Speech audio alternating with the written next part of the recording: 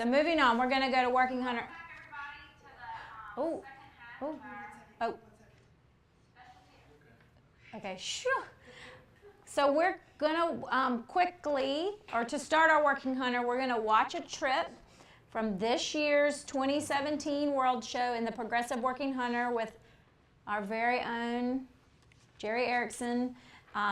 And I like this trip because I think it is a very good example of what we are hoping to see walk through the gate into the ring as judges and as exhibitors for the Quarter Horse Hunters today. So if you guys can let her rip, and I'll talk a little bit about it. I won't make Jerry talk about himself. We were going to filter in a crown and some fireworks for him, but we didn't get to that. But this is, to me, is a lovely example of a very quality horse who clearly walks through the end gate here into the ring.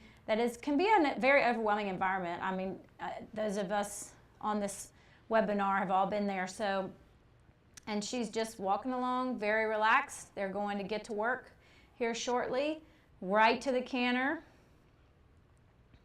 And it just has a very typey, it's what I call typey, pretty look about her. It's a great canter, very consistent. And the canter he picks up here is a canter he keeps relatively all the way around. She's parked looking beautifully through the bridle, studying the jump, paying attention, jumps in good style, lands right, keeps going. We did talk about this jump yesterday. Jerry does pick up a little pace and keep going, but I told him I'd rather him do that than pull back. So a little bit forward to the first jump, not anything offensive, and then beautiful out, lands left, keeps coming, and comes down the outside. Just fine. Maybe a little quiet over the vertical, but great over the oxer. Does a nice quiet lead change. I think we're going to come to maybe a single jump. There's an oxer up here. Just keeps hunting. This one is hunting what I call hunting the jumps. Just looks like it's looking through the bridle, looking to the next jump. Always the same. Looks like one I would like to ride. And to me, a lot of that is how when one this nice and we'll all like that comes in the ring, it's one you want to ride. So I actually last night I know some people who judge the World Show are on this webinar today. I went and looked up the scores from last night, and I'm not going to say whose is who, but the scores were 88, 85, 80, 80, and 85. So when they average out to about an 82, to me that is exactly, this horse is in the 82, 83, 84 range. Great trip, easily your winner at a show like this. Maybe could have one, but to me it's hard to be that consistent and typey. And at a weekend show, my God, if this thing comes through your end gate, you better go find out who owns it and try to buy it. So that is what we are looking for. So now we're going to go to our PowerPoint. We talked a little bit earlier, judges are responsible for correctness of the course and can call show management's attention to any errors. So that would be part of the judge may walk the course. That's when you're going to, take your course chart, go in the ring, make sure everything's set the way that it says on the paper so that the exhibitors are seeing the same thing you're doing. You can remove or change anything that deems unsafe or non-negotiable. I've even had them move jumps before if I couldn't see them well from my box. So that's always, especially if you get in a derby situation or something where they're jumping jumps maybe that are set side by side. I know like in Kentucky they do that some. So that's your job, is to be able to see everything and make sure it's safe and correctly set. The Handy Hunter course is something that the ICQHA is a relatively new class for the working hunter. You don't see it a lot yet. I hope to see more of it. It's still performance, even hunter pace, jumping style and quality, movement, handiness, and brilliance. So if you're judging a handy hunter, you're going to be wanting to look for horses that can turn, it comes from the hunt field, that they can, say the fox goes that way and then turns right back around and runs back, that horse can turn and go forward and be brilliant. So you're going to be looking for more of that. Handiness defined as ground-saving movement without adversely affecting performance and style. You might see some different jumps in the Handy Hunter. Gallop jumps, so if it says hand gallop a jump. Option jumps, that would be ones that are side by side and you can pick which one you want to jump. Rollbacks, which is that turning quickly, and trot jumps. Could be junior, senior, amateur, youth, and it is not recommended for level 1 or progressive or level 1 riders. So that should be in a higher level class. Do you have anything to add to that? Not really. People get a little confused as to when they have a handy course, they think of a derby round, and they really are not the same. Your derby trips will be handy trips, but you do approach them differently. And so I often just think of the handy round as simulating what you would do on your first round of a jumper class. You want it tidy, but you don't want to be a speed demon, and you simply want to get through in the time allowed and leave everything up, and that's what I always think of my handy trip. Yeah, so you want to see riders that are efficient in their track, and that it's not going all the way to places. And a lot of it depends on the course and how the course is designed. And some courses give riders more freedom and leeway in places to be handy, and some don't. So as a judge, you just have to look at those and give bonus and credit to horses that are handy and do it well.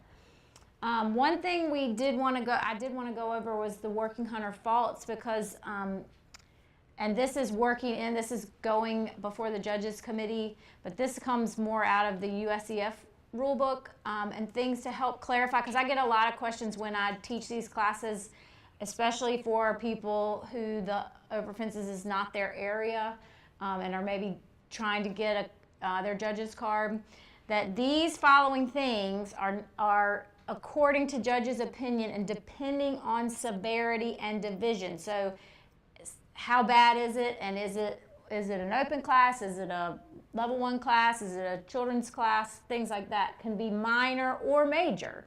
So rubbing the jump, we already talked about that. With the hunter hack, it's a bigger deal because there's less jumps. If they rub 1 jump in a hunter trip, I'm going to note it, but it's not going to necessarily knock them out. If they rub 5, 6, 7, then it's a problem, and it moves into the major category. Swapping leads in a line or in front of a jump. To me, in front of a jump, if they do it once, you note it, but it's not necessarily, if it's a quality horse with a quality round, it's not going to knock it out.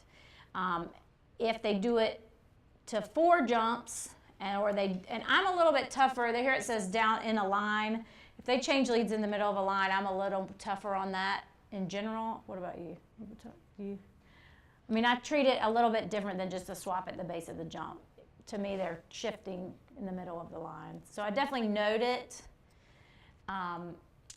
It's going to be a thing. Late lead changes, if they're 1 step late. One thing I've heard people say in the course of these clinics that they do is for every step it's late, they take off a point, which isn't a bad. If it's 1 step late, you might take off one. If it's 20 steps late, it's a bigger deal. Cross canters, 20 steps.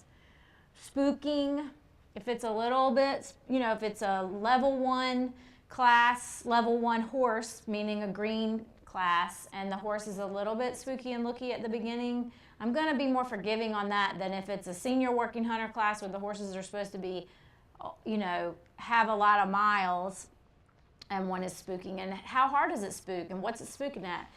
Kicking up and out, I'm pretty tough on kicking out, generally speaking, but jumping out of form moves more to the major category for me. Jumping off the center line, bucking or playing. But as you can see, all of these things can, in certain situations, can be a little bit of a gray area. And when you're judging the hunters, you need to be aware that it's not always a faulting out situation. There are some things, and we'll get to that in a minute, that are always faulting out. But for example, this last one, striking off on the wrong lead on a courtesy circle. In the equitation, that to me is always a major problem, because you need to know what lead you're on if you're the pilot. In the working hunter, if a horse comes in, picks up the wrong lead for 1 or 2 steps, fixes it, they haven't addressed the first jump, they go on and have a great trip, I'm going to note it. I'm going to use it as a tiebreaker, but it's not necessarily going to knock them out. If they do it and then they miss it 3 times and then they have other issues going on and the things fall apart as the course goes on, then that's going to become a heavier weighted, becomes a tiebreaker thing for me. Jared? And I treat like that, and Laura asked me about the lead swap, which I did not answer her. She kindly went on. But yes, you have to note it, but I usually make a notation, and in my comment area, I'll put like a -1 or 2. I don't kill the horse. I don't put it in a position where a bad horse is going to beat this animal, but I do put it to where this horse left the door open for another good trip to beat it. So instead of just noting it, I do make a point of finding my base score and then subtracting a couple points for it, because it clearly was a fault. Her comment of if the horse does it repeatedly, my notations get larger on each repeated offense and stuff. But if he, also if a horse lands in a crossfire but immediately fixes himself, I make the same notation, but then I watch this horse quite closely. Often there's some sort of issue and they repeat it, and if they go to repeating it, then I'm actually fairly hard on that horse. And another one in here is eliminating a stride in a line. For me, that is 99%, that's what I call doing the minus, leaving a stride out. 99% of the time for me, that's a huge deal and an unsafe thing, because it indicates the horse is too fast and out of control. However, as a trainer, I did have a horse one time at a show in Pinehurst, North Carolina. It's a great old junior hunter horse that was doing the adults, and it had such a big step and it cantered across the diagonal, and I was like, it was I think a 7, and I said, I think she just did 6 in there. But you couldn't tell. The horse was quiet and jumped great, and I thought, well, we're not. She ended up winning the class, so either the judge didn't notice it, or she was so slick about it or he just, it didn't, I don't know. So that would be the only situation for me, is if it was just, I didn't even notice it, that might happen. But generally speaking, when they minus, it's very clear. These are always considered major faults in the working hunter. Knockdown, refusal or stopping on course, meaning like it props and stops and plants all 4 feet and then keeps going. Dangerous jumping, addressing a jump, completely missing a lead change, that means they never do it. Adding or eliminating a stride in an in and out. So if it's a 2 and they do 1, that's a big deal. If it's a 2 and they do 3, that's a big deal. Breaking stride or trotting on course except where posted on the diagram. For example, trot jumps.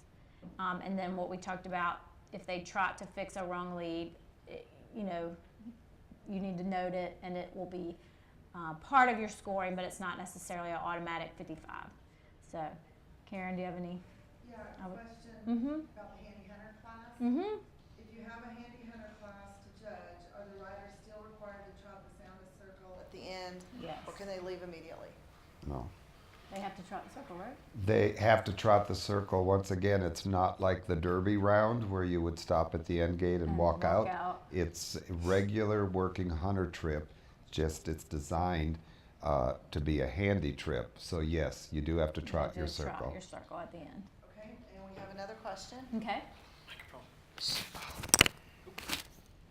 You don't have your mic on. Should the horse do a flying change to correct the lead, or is a break a gate okay? That's a question I get a lot when I do these classes. Either is fine. If they fix it, they got to fix it. I mean, if they cantered on the wrong lead to the first jump, then it's a big deal all the way around. To me, as long as they, if they pick up the wrong lead, they trot 2 steps and fix it, or they do a flying change, I'm going to note it. I'm going to be aware of it. And watch the rest of the course unfold, but they're not automatically a 55, or they don't get bonus points for doing a flying change. To me, it's all in the same area. Okay, any more? You good? Good. So now we're gonna watch, this is the Progressive Working Hunter prelims from 2015. The horses come in, this is the same course that your test is on. So please pay attention. So this, we're gonna watch 6 horses go. Same trip that you're gonna be tested on, so you'll be able to be familiar with the course. They come in, they go down the long side, pick up the left lead canter, single on the diagonal coming home. Then they go up the outside in 5, across the middle in 6, outside 5, and finish over a single oxer coming towards the gate, closer to the gate than the vertical that they started. And then Jerry and I are just going to talk through these, and then if you're at home and you have a question about a horse, we'll talk about it. So Tanner, let her rip. Okay, so this first horse comes in. I'm thinking, that's cute, typey. Looks like it has potential. And then it gets real scared or mad or naughty and does that, what I was talking about stopping, propping. And so that's a major loss of forward motion for me. And for me already, that's equal to a refusal on course. Maybe if I had a refusal and that, I would give that one a little less. I mean, I'd be harder on the actual refusing to jump.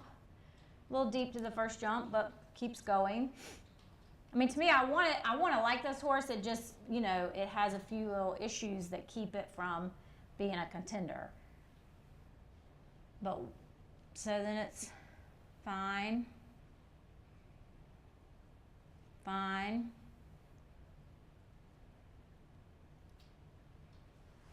So you just jump in when you want. Jerry and I watched these together. He and I had talked about these yesterday. So there it does change its lead, 2 steps after the jump. So I would note that. But that's a lesser offense than what it did at the beginning to me. So, but sometimes when you have to split, if you get 2 or 3 40s in a class of 60, it's totally possible. You want to be able to differentiate them in some way.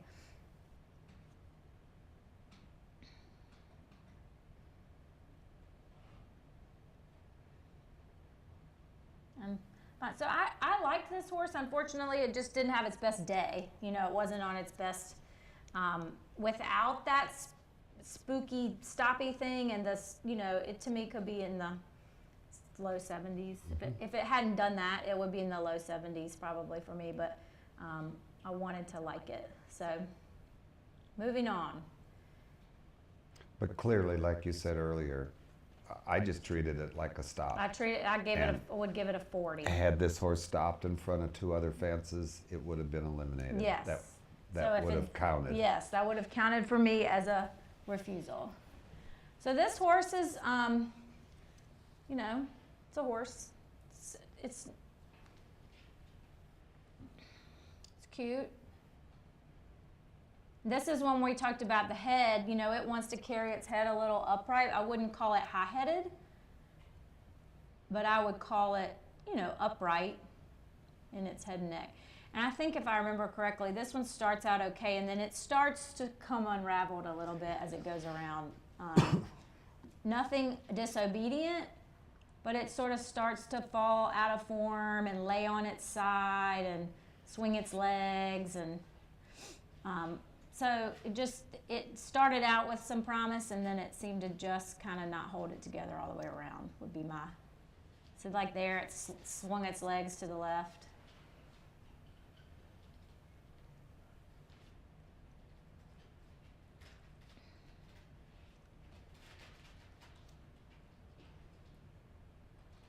Well, just doesn't jump any 2 jumps the same to me.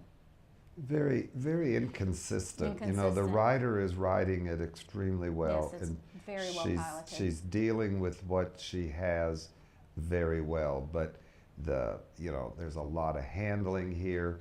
The horse loses jumping form several times. Yeah. I have trouble getting to a 70, to tell you Yeah, the it's truth. a high 60s, probably. With this horse, especially with the loss of jumping form at least 3 times. Jumped a couple of them well, but several not.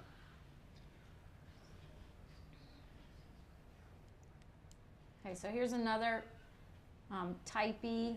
I don't love its canter. I don't dislike, it's average mover. It's attractive.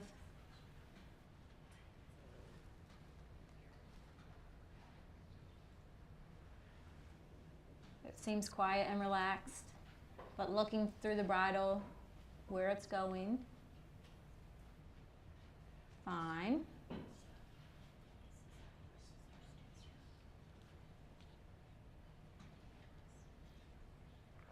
Canter's a little better to the right than to the left, but neither here nor there. So there, and then it does, do that, what I call CLDL, which is change leads down line. So on my card, I would write CLDL and note it.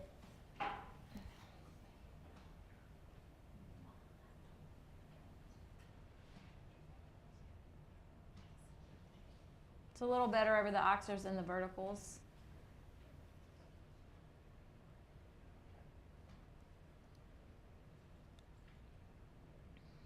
Fine.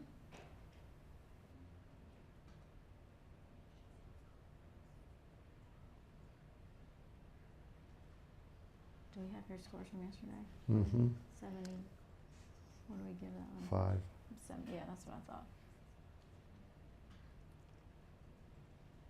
A little long to the last jump, and it worked it out, but a little reachy. So we gave it a 75 when we scored them yesterday, which, anywhere in because of that lead change and a little stretchy, but it was relaxed and quiet and, low to mid 70s. He did jump his oxers well, Yes. so I appreciate that. Gave it credit for that. We've got Okay, a sure. question. It's about, Jerry, this one's for you, about what you do with the jump boxes on your score sheet.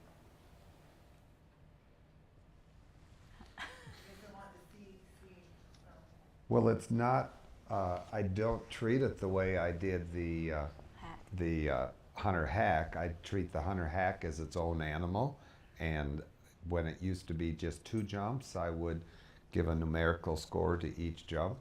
In this division, my markings are like zeros, 0 plus, and 0 minus, and then in my mind I work up and down from 70 with them. So if it's zeros, it just stays at a 0.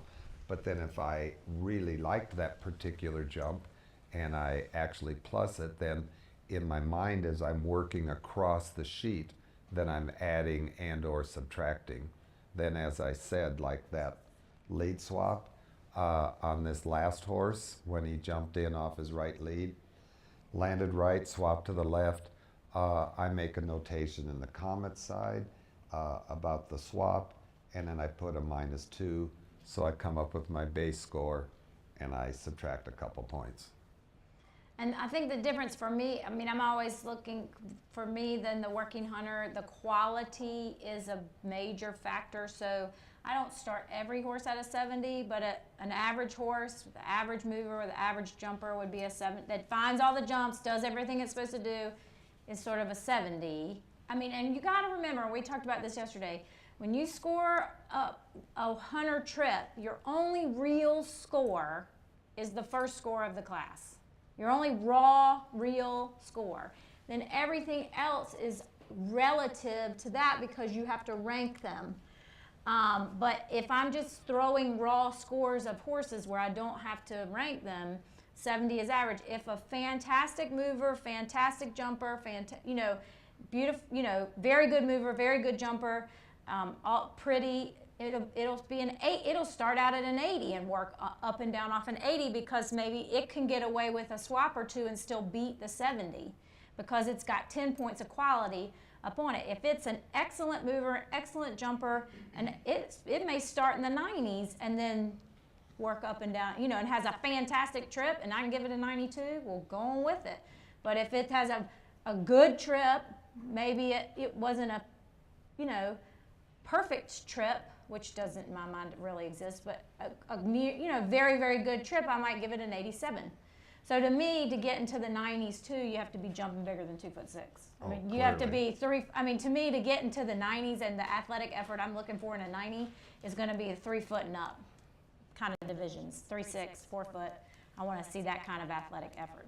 So that is where I think the 70 is a true thing, but then I add for quality and work up and down off of that. So I want to find the best horse in that class on that day, and sometimes a higher quality horse can beat an average horse with minor things, these minor mistakes we talked about. Maybe it rubbed a jump, maybe it rubbed one jump, maybe it rubbed the first jump because it was a little asleep and then it went around fantastic. It's still going to beat the 70 horse. Okay, any more, Karen? No, we're caught up again, thank you. Okay, let her rip. So this is our 4th horse, right? Correct. Correct. Yes, because we had the 40. This is a cute horse. I'm wanting to like it. Coming in, it's one to me that, if I'm talking about those quality scores, I could, put it in the 80. It's a cute type, cute mover. Hopefully once it starts jumping, it'll live up to that.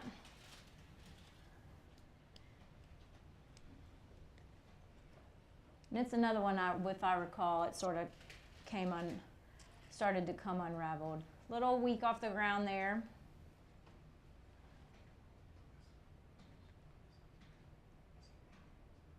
And I use half circles and then work off of that in terms of what my long to me. And then it sort of, didn't hold its form great over the Oxer. Looked a little struggly. It's again, this horse now is, in my opinion, getting kind of an inconsistent ride, which is affecting the quality of its jumps. Like right there. Yeah, so she's a little quiet in, weak out. Yep. So the inconsistency is starting to drop it out, down off of that, what I hoped was kind of unfolded early. And the pace, especially down that 6 diagonal, she started out slow and then just had to ask for it at the end. Well, I didn't like the inconsistency of its pace, but I really disliked the result, which was that Oxer at the end. And this one is really and then long. Once again, long, flat back, front legs sticking out in front of it. So we gave it a 67. Yeah, and now as I look at that, I might have been generous. Yeah. Who knows? And actually, we watched these yesterday. We kept our own. We sort of threw out scores to each other, but he didn't show me his. He wrote his down, and then I told him mine, and we were really close. We were actually quite surprised. Close. We were a point or two, but definitely in the right range. So this horse, to me, looks like its eyes are bugging out of its head. And it just looks a little bit, or tense, not a little bit, tense. It is borderline high-headed, what I would write HH. It's not just carrying its neck up out of it, it's up this way. And it just looks like it needs to take a gigantic breath. And part of the hunters is relaxation. You're looking for a relaxed, quiet horse. And this one's ears are so pointed forward, and it gets a little, looks like a little spooky by the gate, a little long.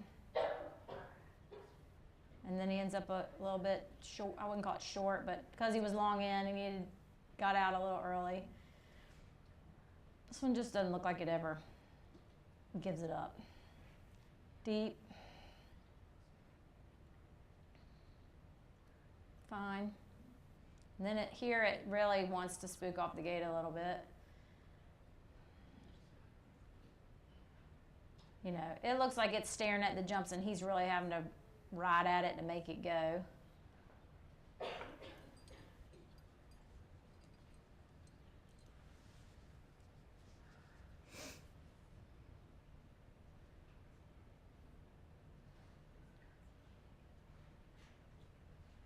And then a big, what I call chocolate chip at the end. So we're going to be a little harder on that one than the one before. We gave it a 64. You know, because of its tenseness, because of its little spooking at different areas of the ring, a little bit inconsistent, and then a pretty big miss at the end. Yes. Can we go back to the simple lead change? The simple lead change. We've got another question. Okay.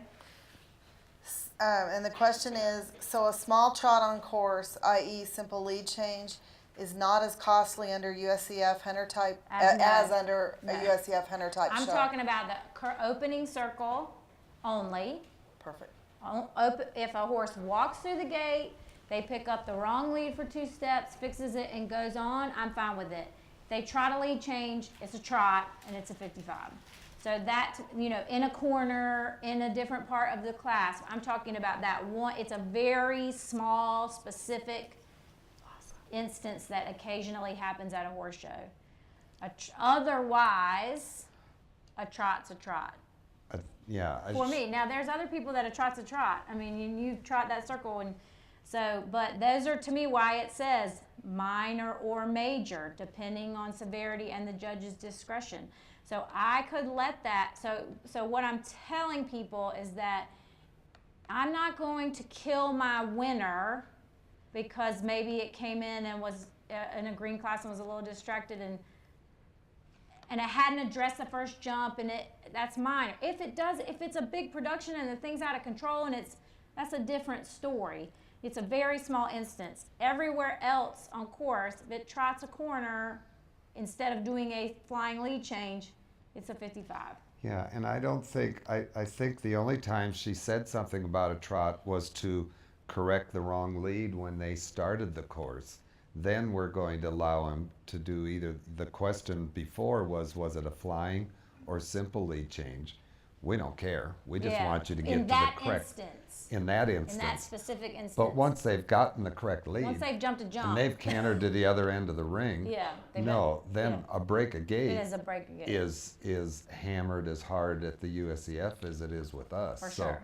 So there's a big difference with what she was talking about. I'm talking about a very small, and it doesn't happen very often, but I'm telling you, it happens. And usually it's your winner. It's the one you're like, really?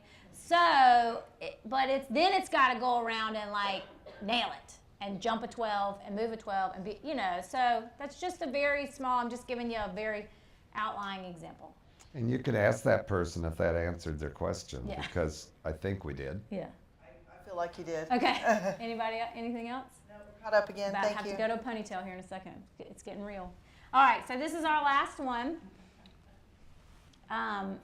So this horse is a little bit, for me, in terms of quality, on the heavy side. He actually looks more like a warm blood than a quarter horse to me. But it is very consistent, and for this class, it goes around well and does its job well.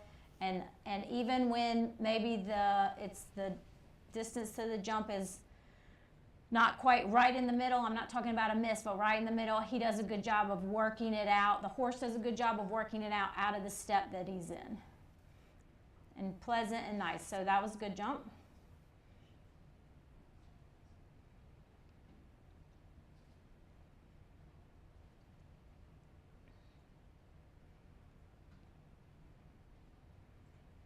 It's a little stretchy there, but he worked it out right out of step. And this one jumps around the jump in a manner that I like.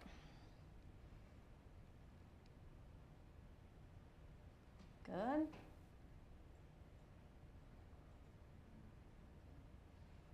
Good.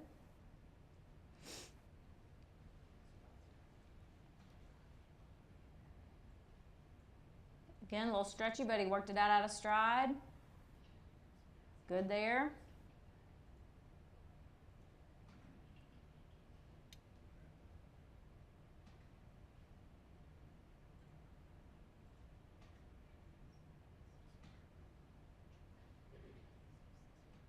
Same thing there. A little stretchy, but the horse presented the effort and did it out of stride. It didn't change his stride, but it keeps it out of the 80s. But we gave it a 77. So that, It was cute. You like to see that come through your gate. Well, Yeah. and he just had such a nice, consistent pace. When Yes. she said the horse worked out those couple that were a little long, it was the fact that he was so comfortable with the pace that he had. Accordion-like. And Gave the horse the opportunity Yeah. to do it.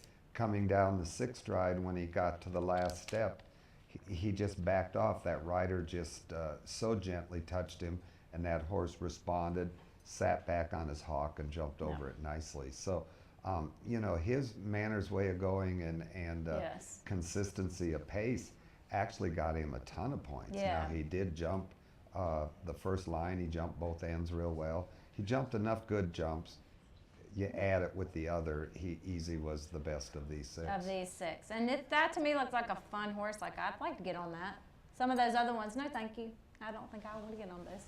But so, you know, but in terms of sort of overall quality, for me, he's a little heavier than I like, but he's still a good mover. He's pretty. He's a good jumper. He's all of those things. So, are there any questions? Oh, yes. Yes. Okay. A question and a request. Uh-oh. The question is, how much do you hurt them for a long fence? It depends on how long. Depends on, you know, like for example, the one we just watched, there were a few what I call stretchy, a little long. There's a difference between that and long and weak. If it's long and weak and they look like they're hardly going to get off the ground, or they don't have enough scope and style to get it, I'm going to be tougher on it. If it happens once, I'm going to be less tough than if it happens at 6 or 7 jumps. I don't have this is where I sometimes with the people that are used to a +2, -2, +0.5, -0.5, there's not a minus long equals -3. There's not, it's an art. Judging hunters is more of an art than a science. And you've got to rely on and it's a raw score deal. You know, your first score is the raw score and then you score off of it. So in one class, what's a 78 might not necessarily be in the next class, might be a 70. And we're asked this question real often, Yeah. what would you do with a long? What would you do with this? What would you do with that?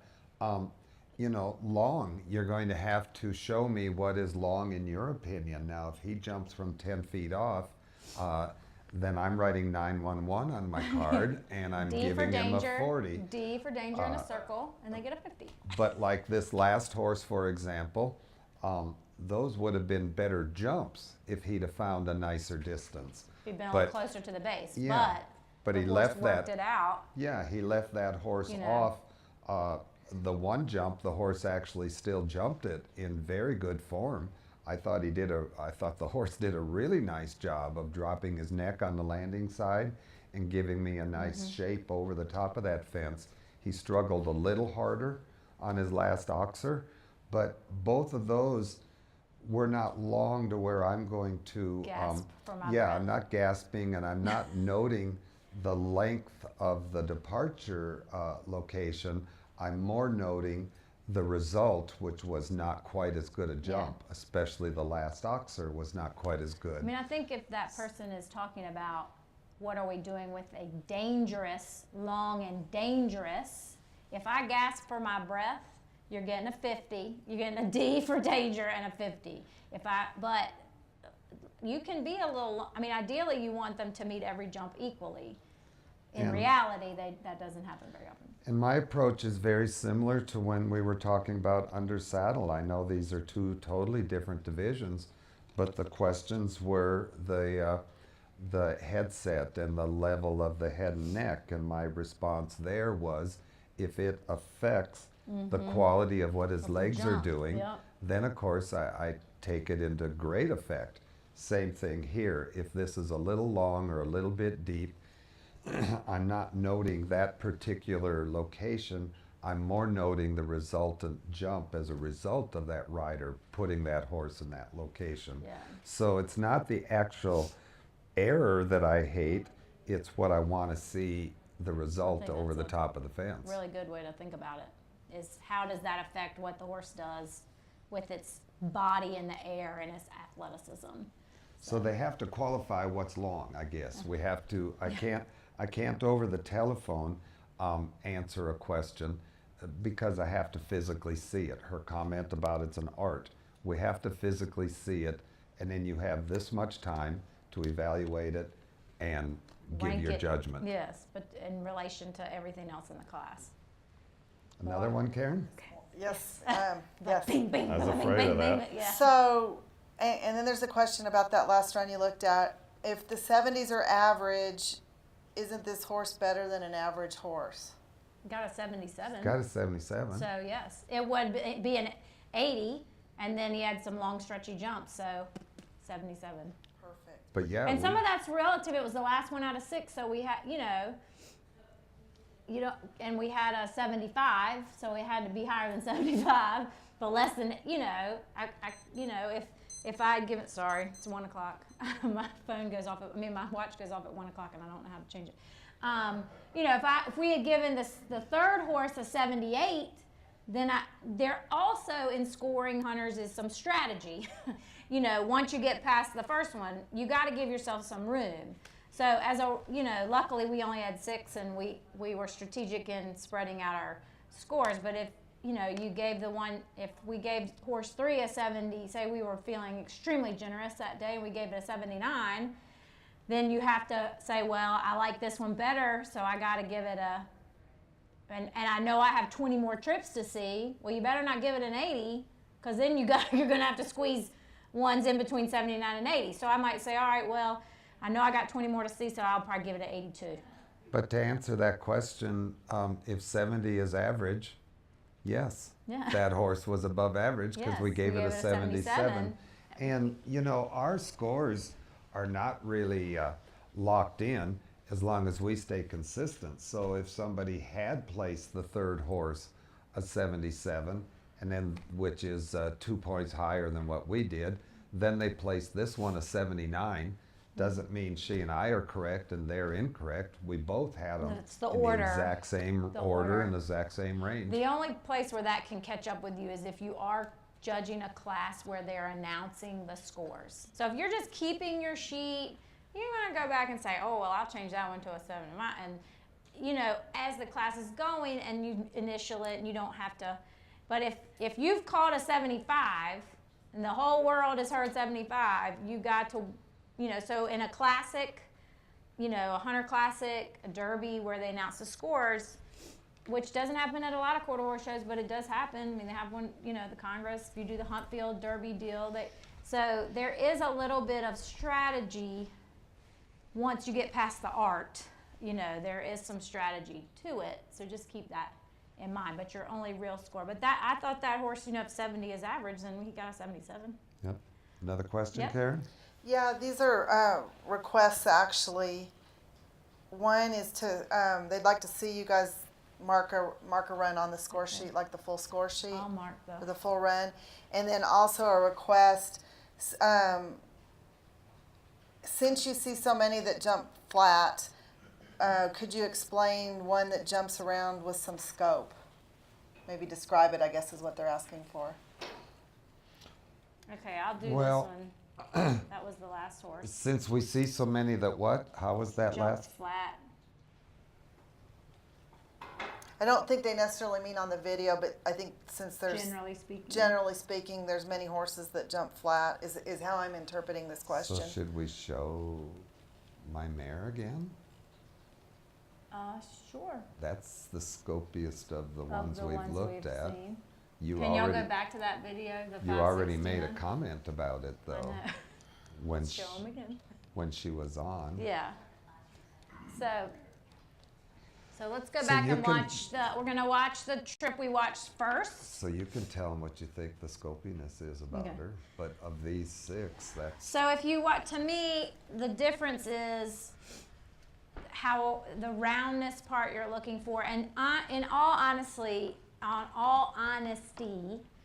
you don't really see this. It's very easy for just about any horse with a relatively medium amount of athletic ability to jump up to 2.6 and 2.9 because they just canter across them for the most part.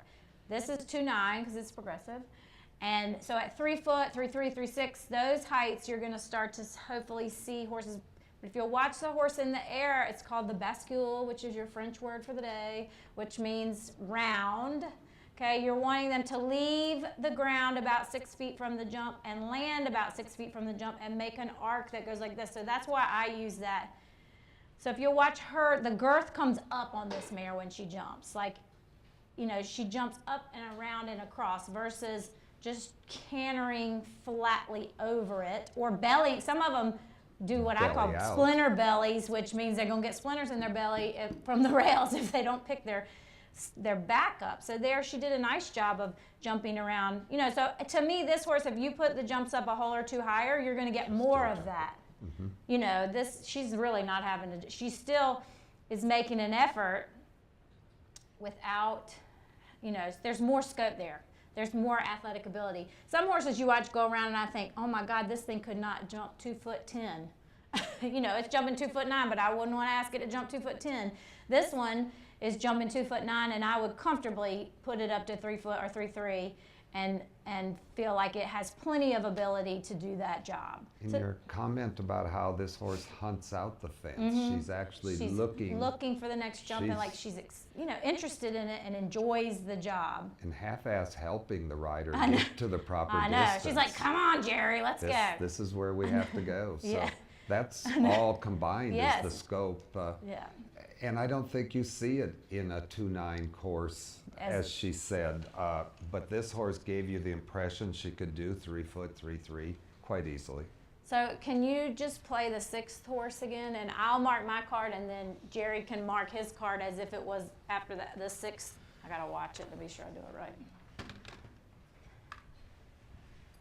Okay, so I would write 6. I would write CH for Chestnut. I would probably write good mover, maybe good jumper. Depends on how much time I have. And then what I do, which I learned this from Mindy Coleman, so Mindy, if you're on here, thank you. I use this part of my score sheet to keep track of my scores versus a ladder. But Mindy did teach me this. So this one's cantering around. It's good so far. So he's cantering to jump 1.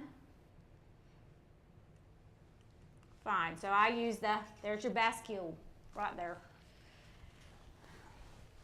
And I always tell people that if my card looks like that all the way across, you're probably going to win. And so this one is going to be a little long. And I'm watching until he finishes. I watch the corner to make sure he landed on the lead. So I would go like that for me. So that tells me it was a little long. If I just draw this with not that, it tells me it was really long and weak. Good. 1, 2, 3, 4, 5, 6. And I watch it change leads, so this is good. So now we're coming back to the end of the line. Again, it gets a little same. He was 5. Watch it change leads, so I'm going to do the same thing.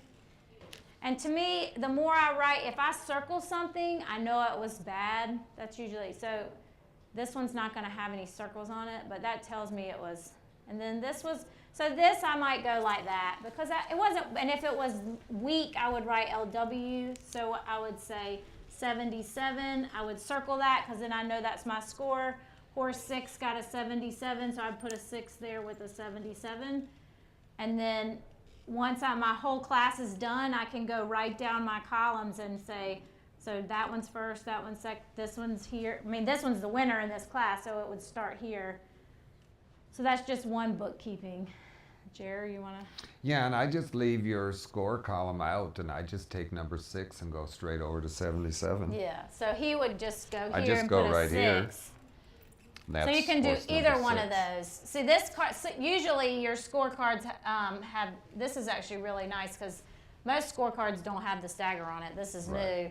So I'm so used to this part that I am And trained most that of- way, but either way, you can do that. And we all-around judges always have what we call a ladder sheet. And it's Yes. a totally separate sheet of paper. I keep a And one it's onto got- the side. And it's got all this, and then you just keep a separate clipboard. Just put them there, and then when you're finished, you know, like let's say hypothetically, horse 4 had an 80. 4 would be there. course number 1. I'm just making these up. But then when you take your judge's card, you just go right in order, 4, 6, 1, transfer it to your judge's card, and you're Yeah. done. And so similar, you can, the way I do it on that, and I have, these sheets are new, so I'll probably use the ladder better with that. But do you want to show them what you do, the No. circles? Okay. We're done. We're done. Any more questions? There's a comment. Okay. Scopier horses are in the air longer. If they're slow, yes. Now, sometimes what happens is they take off and they hang up there. That's dwelling in the air. Okay, so you got to know the difference between if one, generally speaking, you're looking just slow and round off the ground and in the air and in the landing. If they push and they hang up there and their eyes are bugging out of their head, and that's dwelling, and that's another. That's not good. No bueno. So that one was in the air longer. Yeah, but so wasn't it so big. usually that manifests itself in other places too. It's kind of thing.